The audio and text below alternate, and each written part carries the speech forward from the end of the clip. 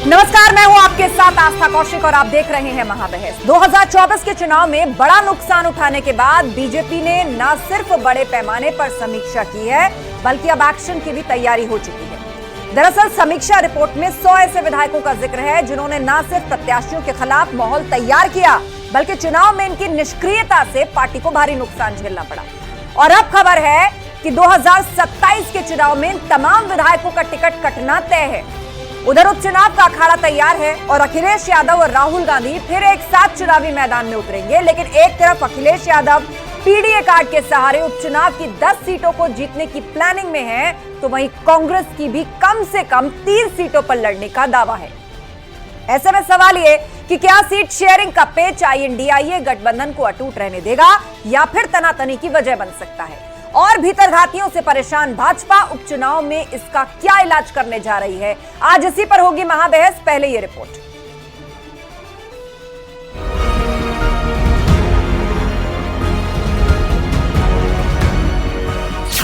सौ भीतरघाती, बीजेपी लेगी एक्शन भारी।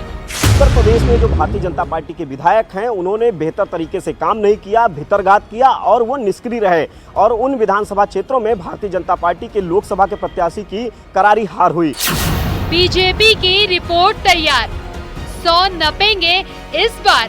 जो विधायक उत्तर प्रदेश सरकार में मंत्री हैं और उनके क्षेत्र में भारतीय जनता पार्टी चुनाव हारी है बुरी तरीके से, ऐसे लोगों का आगामी जो मंत्रिमंडल का विस्तार होना है उसमें मंत्रिमंडल से भी पत्ता कट सकता है। 27 में 100 मान्यों पर एक्शन लेगी बीजेपी। ऐसे जयचंद और ऐसे आस्तीन के सांपों को भी पहचानना जरूरी है जो अंदर घर में रहकर ही नुकसान पहुंचाने का काम करते हैं। उपचुनाव का अखाड़ा, अखिलेश का पीडीए नारा। समाजवादी पार्टी पीडीए दलितों, शोषितों, वंचितों, नौजवानों, किसानों, आदिवासियों और महिलाओं की आवाज़ जो है सड़क से लेकर के सदन तक सदैव उठाती रही है और आगे भी उठाती रहेगी। पीडीए का हमको साथ मिला हुआ है और हम पीडीए के साथ हैं। चुनाव में कांग्रेस पार्टी, समाजवादी पार्टी मजबूती के साथ जो है भारतीय जनता पार्टी के खिलाफ चुनाव लड़ेगी। कांग्रेस की इच्छा, इंडिया की मजबूती की परीक्षा।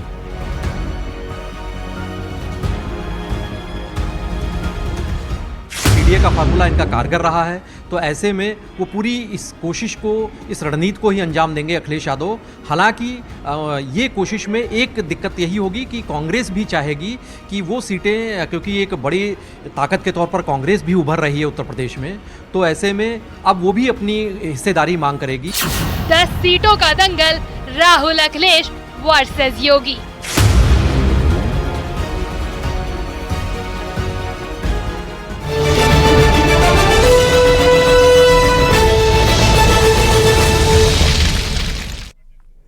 और चर्चा के लिए हमारे साथ गेस्ट पैनल जुड़ चुका है। रमाकांत मिश्रा जी हैं, बीजेपी प्रवक्ता, नाहिद लारी खान जी हैं, समाजवादी पार्टी के प्रवक्ता, सचिन रावत जी कांग्रेस के स्पोक्सपर्सन, अनुपम मिश्रा जी आरएलडी के सचिव हमारे बीच में हैं और प्रभात त्रिपाठी जी वरिष्ठ पत्रकार। आप सभी मेहमानों का स्वागत है।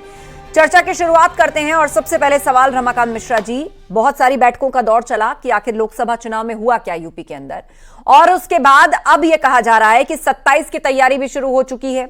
आने वाले 10 उपचुनाव जिस सीटों पर होने वाले उनकी तैयारी भी, और करीब 100 विधायकों का टिकट अगली बार कट जाएगा क्योंकि भीतरघाती जो है वो आइडेंटिफाई कर लिए गए हैं। तो 27 से पहले इन 10 सीटों पर जो चुनाव है वो एक तरीके से आपकी रणनीति का टेस्ट भी। बिल्कुल आस्था, बिल्कुल समीक्षा बैठक भी और रिपोर्ट भी जो हमारे जो आला अधिकारी हैं उनके पास चली गई है, जो अध्यक्ष हैं, राष्ट्रीय अध्यक्ष है, उनके पास भी चली गई है। निश्चित तौर पर कहीं ना देखिए, आप जब घर के रक्षक ही अगर भक्षक बन जाएंगे तो मुझे लगता है जो कि पार्टी संगठन तो कहीं ना कहीं कमजोर होगी। और निश्चित तौर पर जो 4 जून का रिजल्ट है वो कहीं ना कहीं दिखाती है, क्योंकि इस तरह से ठीक है जो समीकरण है, जो रिजल्ट है वो कहीं ना कहीं आंकड़ा जरूर दिखाती है, लेकिन कहीं कहीं भाजपा के अंदर ऐसी बात जो आपको रिपोर्ट के अंदर में नजर आ रही है 2027। मतलब आप ईमानदारी से इस बात को एक्सेप्ट कर रहे हैं कि अपनों ने ही नुकसान पहुंचाया। बहुत सी सीटों पर इन विधायकों ने न सिर्फ नकारात्मक माहौल पार्टी के लिए खड़ा किया या फिर चुनाव प्रचार या जो पार्टी के लिए जरूरी गतिविधियां थी उनमें ढिलाई बरती। जी बिल्कुल आस्था, आपने देखा होगा जो मंत्री हैं, जो यूपी कैबिनेट के अंदर में मंत्री हैं, वो उसी संसदीय क्षेत्र के अंदर में आप देखेंगे प्रत्याशी हार गए। तो ये लगता कहीं ना कहीं ऐसा तो है नहीं जो कि ये बिल्कुल पब्लिक को नजर नहीं आएगा या जनता को नजर नहीं आएगी। समीक्षा बैठक के अंदर में जिस तरह से रिपोर्ट आई है वो निश्चित तौर पर कार्रवाई करने के लिए काफी है, और इस तरह के कार्रवाई बिल्कुल होंगे ही। मैं तो कहता हूं जो हर एक पार्टियां करती है, लेकिन मुझे नहीं पता कांग्रेस किस तरह से करती है या समाजवादी पार्टी किस तरह करती है, लेकिन भाजपा लेकिन बहरहाल इस भीतरघात का जो फायदा है वो इंडिया ब्लॉक को भरपूर मिला लोकसभा चुनाव के अंदर। नाहिद लारी जी हमारे बीच में, उनका भी एक कमेंट लेंगे। नाहिद लारी जी, 100 विधायक आइडेंटिफाई करे हैं भाजपा ने जिन्होंने सीटों पर माहौल खड़ा किया, नकारात्मक प्रचार किया या फिर नकारात्मक माहौल बनने दिया, उसका सीधा सीधा फायदा इंडिया ब्लॉक को। देखिए आस्था जी, ये बीजेपी का आंतरिक मामला है, मैं इस पे कोई ज्यादा बात नहीं करना चाहती।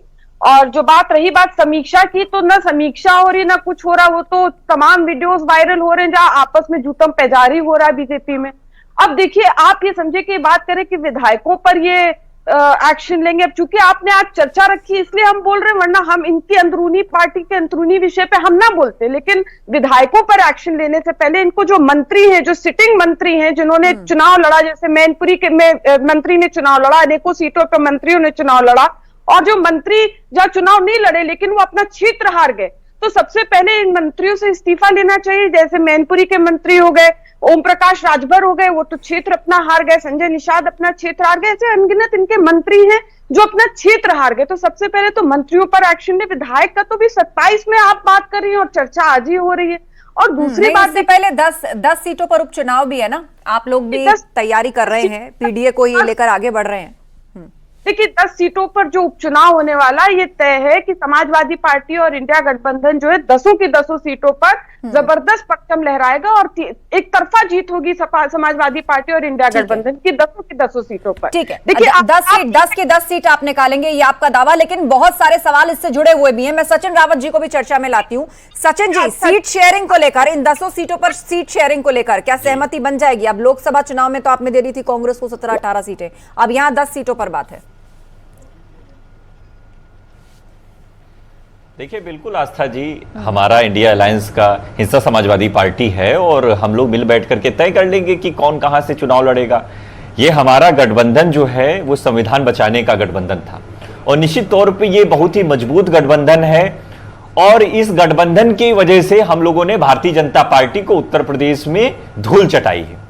अब मैं आस्था जी, इस भारतीय जनता पार्टी की जो सिर फुटौल चल रही है उस पर बस एक चीज कहना चाहूंगा कि इनके जो 100 विधायकों की ये जो लिस्ट ये लोग जारी करेंगे, जो बागी विधायक टाइप के हैं, देखिए क्या है, जो दलित और पिछड़े विधायक इनके रिज्यूम में है, इनकी सरकार में है, वो बहुत ही उपेक्षित महसूस कर रहे हैं। क्योंकि जो जाति जनगणना की जब बात आती है तो पिछड़ों की कोई बात ही नहीं होती है, संविधान की कोई बात होती है तो दलितों की कोई बात नहीं होती है। यानी कुल तो मिलाकर साफ दलित है पिछड़े विधायक एक बार जो फिर है से इस आने वाली सरकार 10 सीटों पर जो चुनाव है उसमें नजर आ रहे हैं। पीडीए के मुद्दे का ही बोलबाला रहने वाला है। विपक्ष ने ये स्थिति बिल्कुल स्पष्ट कर दी है। रमाकांत जी, इस पर आपसे जवाब लेंगे, लेकिन उससे पहले एक सेकंड, उससे पहले दो और पैनलिस्ट हमारे बीच में हैं।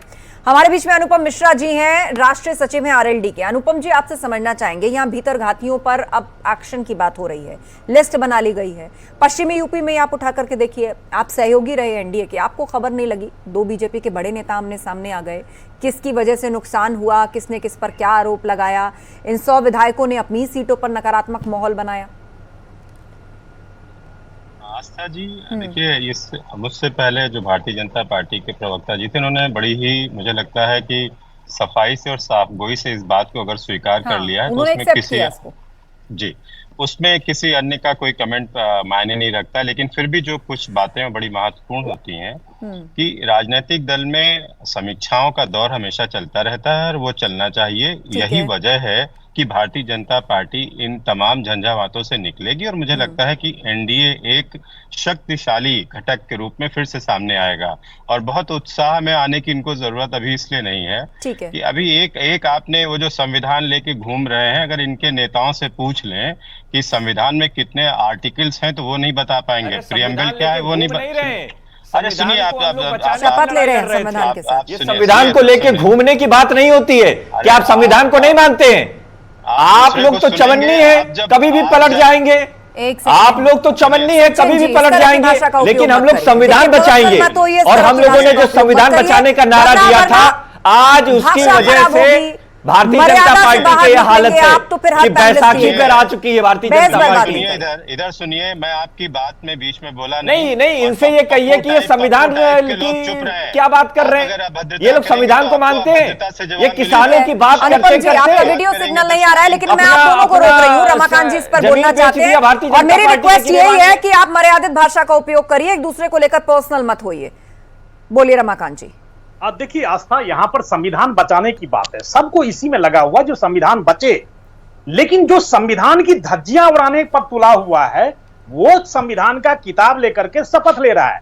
मुझे लगता है ये गलती महसूस कर रहे हैं। तो 1975 को जब काला दिवस के रूप में अगर हम मनाते हैं उस चीज को, तो मुझे लगता है जो कि कांग्रेस या अन्य जो विपक्षी दल अभी संसद के अंदर में बैठे हुए हैं और संसद की प्रति लेकर के, संसद का किताब लेकर के, संविधान का किताब लेकर के अगर यहाँ पर बैठे हुए हैं, तो ये शायद मुझे लगता है जो कि इस संविधान की रक्षा के लिए जो पहले इन्होंने गलती करी, शायद वो महसूस कर रहे हैं क्योंकि इस तरह की गलती अब दोबारा। नाहिद लारी जी वो कह रहे हैं कि आप लोग उस संविधान की कॉपी लेकर शपथ ले रहे हैं या उसको खतरे में बता रहे हैं जो सबसे ज्यादा आप ही लोगों के शासनकाल में खतरे में रहा है, या उसकी धज्जियां उड़ी हैं?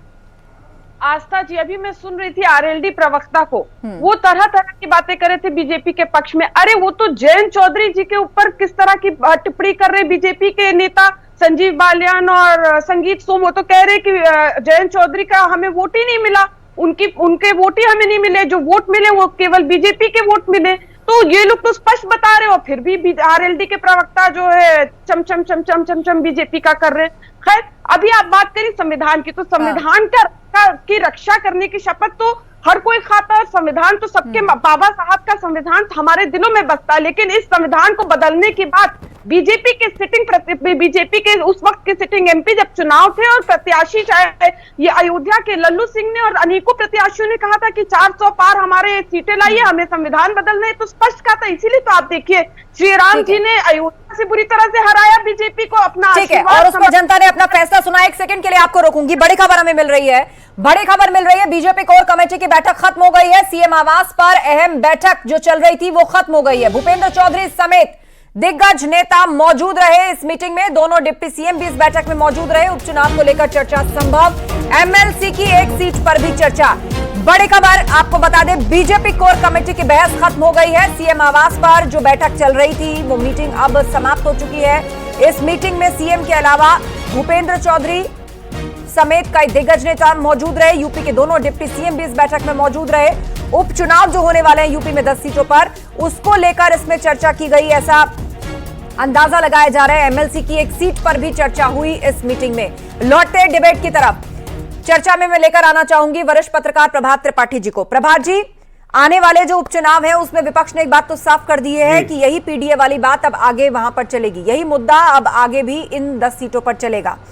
लेकिन अब आप देखिए कि किस तरीके से जब लोकसभा चुनाव हुए थे और सीट शेयरिंग हुई थी कांग्रेस और सपा के बीच में, अब इस उपचुनाव में दोनों ही दल साथ मिलकर लड़ रहे हैं, इंडिया ब्लॉक। तो किसकी कितनी उम्मीदें, सीट शेयरिंग, उसे लेकर आप क्या आकलन कर रहे हैं कि क्या सहमति बनेगी, कितनी सीट कांग्रेस के लिए छोड़ पाएगी सपा?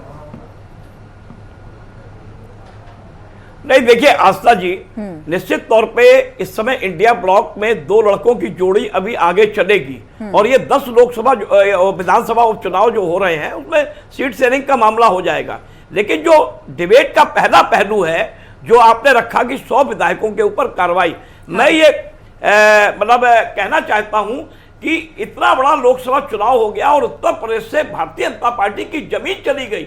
एक जिस तरीके से 80 पार के नारे के साथ भारतीय जनता पार्टी के चाणक्य, चाहे वो राष्ट्रीय अध्यक्ष, राष्ट्रीय नेतृत्व के लोग हों या उत्तर प्रदेश के संगठन के लोग हों, चाहे वो उत्तर प्रदेश के प्रदेश अध्यक्ष क्यों ना हो, मैं ये कहता हूं विधायकों पे तलवार या विधायकों पे टीकरा फोड़ने से अच्छा जब ये तय हुआ था कि लगभग उत्तर प्रदेश के मुख्यमंत्री योगी आदित्यनाथ, देखिए सत्ता में सरकार और संगठन का तालमेल होना बहुत जरूरी होता है।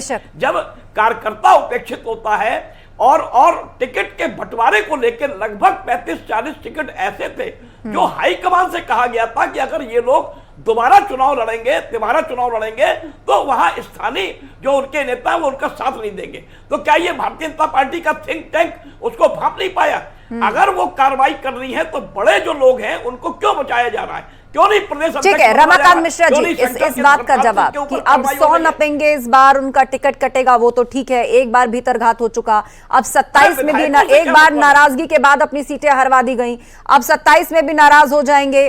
तो एक जो ग्राउंड लेवल का कार्यकर्ता है उस तक ये मैसेज पहुंचना चाहिए कि पार्टी उसके साथ खड़ी है, क्योंकि वो भी जो ग्राउंड पे मेहनत करता है उसकी भी सुनी जाती है या सुनी जाएगी, उसके ऊपर किसी को थोप देना, तो ये सारी बातें कभी कभी नेगेटिव चली जाती हैं। आस्था जी, मैं आपको कहना चाहूंगा जो कि विश्व की सबसे बड़ी पार्टी, इतना बड़ा संगठन, ये बिल्कुल विश्वास के आधार पर ही चल रहा है। आज हर एक कार्यकर्ता, अभी मैं पत्रकार जी का मैं बिल्कुल सम्मान करते हुए, जैसे कहते हैं कार्यकर्ता की उपेक्षा, ठीक बात है, हो सकता है जो कि कहीं पर कार्यकर्ता की उपेक्षा हो गई, मैं ये नहीं कह रहा हूं जो कि नहीं उपेक्षा नहीं हुई होगी, लेकिन अगर उपेक्षा भी हुई है तो मुझे लगता है जो कि संगठन के अंदर में एक अनुशासन भी एक चीज है, और निश्चित तौर पर कोई भी व्यक्ति, चाहे कार्यकर्ता हो या सीनियर जो केंद्र के नेतृत्व में बैठे, वो कहीं ना कहीं आपको अपने आप को बिल्कुल कार्यकर्ता का सम्मान करने के लिए प्रति समर्पित है। और मुझे लगता है जो कि चाहे 2027 का मामला हो या 10 की बात हो, निश्चित तौर पर आप देखेंगे आगे सकारात्मक ही कदम उठा करके भाजपा संगठन। जी आस्था जी, भाजपा गिरोह में तो आपस में जूतम पैजार हो रहा, जिस दल में जिस गिरोह में आपस में जूतम पैजार हो रहा, वो अनुशासन की बात करें वो गिरोह, तो ये हास्यास्पद है। अब आप देखिए ना कि आप गिरोह क्यों कह रही हैं, उनको पार्टी है वो, और ऐसी परिस्थिति तो लगभग हर पार्टी के अंदर होती है, समय समय पर हमने देखी है, आप गिरोह क्यों कह रही हैं? नहीं सीखी है, भ्रष्टाचारियों को, डकैतों, रेपिस्टों का गिरोह है, इसमें कोई थोड़ी, इसीलिए तो चंद्रशेखर ने इनको नकारा है। और आप देखिए तो खुद चुनाव में जी और मोदी जी कहते रहे प्रत्याशी को मत देखिए, मेरे चेहरे को देखिए। मोदी जी ने कहा मेरा चेहरा देखिए, योगी जी ने भी कहा मोदी जी के चेहरे पर वोट दीजिए, मोदी जी ने कहा मेरा चेहरा दीजिए। तो स्पष्ट है कि जनमानस ने मोदी जी का चेहरा नकार दिया। यहाँ तक मोदी जी अपना संसदीय क्षेत्र जहाँ पिछली बार मंत्री बन गए जीते थे, वहां इस बार तमाम विषय पर रहिए, सरकार आपकी बन गई जीते। ये शर्मनाक जीत थी उनकी, ये शर्मनाक जीत थी। और ऐसे दावा करते थे मोदी जी मंचों से कि 10 लाख वोट से मैं जीतूंगा, अपने संसदीय क्षेत्र से 10 लाख वोट से जीतूंगा, ऐसे ऐसे करके दावा करते थे, उंगली दिखा दिखा के। और की मंत्री थी, मैं नाम भूल रही हूं, एक मंत्री थी, क्या नाम था उनका, एक मंत्री अमेठी की थी, तो वहां वो दावा करते थे कि 5 लाख वोट से ये मंत्री जीतेंगे यहाँ की, 5 लाख वोट से। प्यादा राहुल गांधी ने अपने प्यादे को चुनाव लड़ाया, इस तरह से अपमानित करा। और आप देखिए किस प्रकार से दोनों सीटों पर किस प्रकार से कांग्रेस जीती, और यहाँ तक के बार बार मोदी जी बहुत ठीक है नाई जी, चलिए चुनाव खत्म हो गया, नतीजा आ गया, आप लोगों ने उस पर रिएक्ट भी कर दिया, लेकिन उन्हीं बातों को बार बार दोहराने से अच्छा है कि हम विषय के इर्द गिर्द रहें। अब उपचुनाव आने वाले हैं, समाजवादी पार्टी कांग्रेस को कितनी सीटें देगी? समाजवादी पार्टी कांग्रेस को कितनी सीटें देगी? सीट शेयरिंग पर कैसे आप लोगों की सहमति बनेगी? नहीं आस्था जी, देखिए ये सीट शेयरिंग की बात आपके चैनल पर तो नहीं होगी, तो शीर्ष नेतृत्व तय करेगा, या आपस में तय हो जाएगा और सब जनमानस के सामने आ जाएगा बहुत जल्द। लेकिन मैं तो ये दावे के साथ कह रही हूँ कि 10 की 10 सीटों पर समाजवादी पार्टी और इंडिया गठबंधन जीतेगा। और पीडीए हमारा नारा नहीं है, पीडीए की चेतना जगी हुई है, पीडीए जग गया, ये समाज पिछड़ा दलित आदिवासी अल्पसंख्यक समाज जग गया, अपने हक के लिए जग गया। अब वो दिन नहीं जब प्रधान से लेकर प्रधानमंत्री तक जो है पीडीए समाज के लोग रहेंगे। अब बिरला टाटा अंबानी, सचिन रावत जी, देखिए उत्तर प्रदेश में कांग्रेस को जो जीत मिली है उसका पूरा क्रेडिट जो है वो समाजवादी पार्टी को जाता है। अब इन उपचुनावों में अगर समाजवादी पार्टी आपको आपकी संख्या के हिसाब से या आपके मन मुताबिक सीटें ना दे, या एक सीट दे या ना दे, तो इस पर कांग्रेस साथ है? देखिए आस्था जी, हम लोग तो इंडिया अलायंस में समाजवादी पार्टी के साथ हैं, और हम लोगों ने सीट शेयरिंग की जो बात रहेगा नेतृत्व तय करेगा, और हमारा जो गठबंधन है वो 2027 तक के चुनाव का है। कोई उपचुनाव के बाद कोई ऐसी बात नहीं होगी, क्योंकि ये जो चुनाव था ये चुनाव था संविधान बचाने का। और निश्चित तौर पे जो हमारे पार्लियामेंट जितने गए सभी लोगों ने संविधान की किताब पकड़ करके शपथ ली। ये सबसे बड़ा, पहली बार ऐसा लग रहा था कि लोकतंत्र के मंदिर में संविधान की चर्चा हो रही, वरना इन लोगों ने संविधान को तो हर स्तर पर गिरवी रख दिया। कभी इन लोगों ने आरएसएस का एक नागपुर में जो संविधान बनाया था, इसलिए 400 सीटें 400 सीटों का नारा दे रहे थे कि 400 सीटें जिता दो, हम नागपुर का संविधान लागू कर देंगे। अभी चिंता न करिए, जो सिंगोल है उसको भी हटाना पड़ेगा, जो सिंगोल रखा है प्रधानमंत्री ने उसको भी हटाना पड़ेगा। कहना चाहूंगा, आज अगर संविधान की कॉपी, संविधान का किताब अगर हाथ में लेकर के ये शपथ ले रहे हैं, मुझे लगता है जो कि ये इनको अपनी गलती का एहसास हो गया है। और ये 25 जून 1975। अरे भैया, आपकी गलती क्या थी? जो अघोषित आपातकाल आपने लगाया हुआ है, जिसमें बेरोजगारी है, महंगाई है, किसानों की समस्या है, भागीदारी की बात है, अघोषित आपातकाल आप लोगों ने लगाया है, इमरजेंसी अघोषित लगा दी है कि अगर कोई मीडिया वाला आपसे सवाल करे उसको जेल भेज दो। कोई नेता अगर आपसे प्रश्न कर दे, हमारे नेता का आज माइक ऑफ किया गया।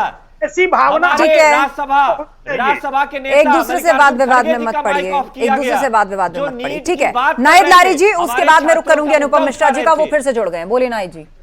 जी देखिए, संविधान बीजेपी इसलिए बदलने की बात करे क्योंकि आरक्षण खत्म करना चाहते हैं। जो पिछड़े दलितों को नौकरियों में आरक्षण का लाभ मिलता है उसको खत्म करना चाहते हैं। इसी साजिश के तहत ये अग्निवीर योजना लेकर आए ताकि जो पिछड़े दलितों को आरक्षण का लाभ मिलता है वो लाभ ना मिले। अब यही सारी बातों को लेकर तो नाहिद जी बीजेपी कह रही है कि आप लोगों ने जनता को भरमाया है, किसी का आरक्षण नहीं जा रहा, किसी ने ऐसा ऐलान नहीं किया या ऐसा कोई बिल आया कि जिसमें किसी बदलाव की बात आती हो। आस्था जी, इनके सिटिंग प्रत्याशियों ने ऐलान किया था कि 400 प्लस हमारी सीटें ले आई है, हमें संविधान बदलना। अयोध्या जी से श्री रमाकांत मिश्रा जी ऐलान किया और मोदी जी ने जाकर पीठ थपथपाई थी कि बहुत खूब सही कहा कि संविधान बदलना है। ऐसे नैरेटिव मत बदलिए, नैरेटिव सेट करने का प्रयास मत करिए। मोदी गए थे अयोध्या, उनके बयान देने के बाद भी मोदी जी गए थे अयोध्या और लल्लू सिंह सही